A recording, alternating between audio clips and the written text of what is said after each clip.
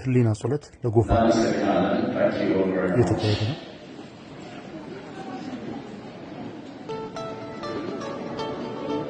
ክቡራት አክባሪዎቻችን እንግዲህ የተጠቀሰው የሽልማት መርሃግብራችን በይፋ የሚጀምር ይሆናል።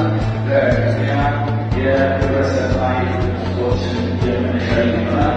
ሽልማት የሚሰሩልን የአቢሲኒያ የሽልማት ድርጅት የቦርድ ሰብሳቢ ፍራንሲስኮ ከድርጅቱ ፕሬዝደንት አቶ ፕሮግራም ተባባሪ ናቸው።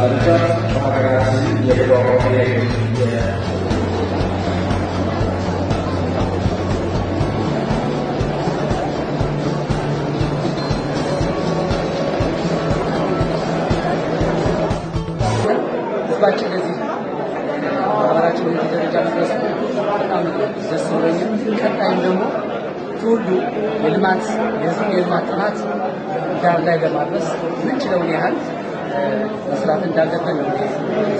በጣም ደስ ብሎኛል። እንግዲህ የኮማንድ ህዝብ በጣም በብዙ ፈተናዎች በብዙ መከራዎች አሉ። ዛሬ ለዚህ የሚሸነሰበት በየትኛውም መንገድ ነው።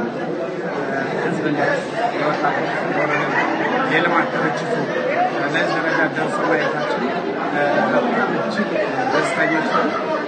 ለዚህ ክብር የኮማንድ ህዝብና የኮማንድ ልማት ማህበር ለዚህ ክብር ላበቁት ከፍተኛ የቦርድ አመራር፣ የስራ አስፈጻሚና የስራ ሂደት መሪዎች፣ ሰራተኞችን በሙሉ ከልብ ነው የምናመሰግነው። በጣም ደስ ብሎናል።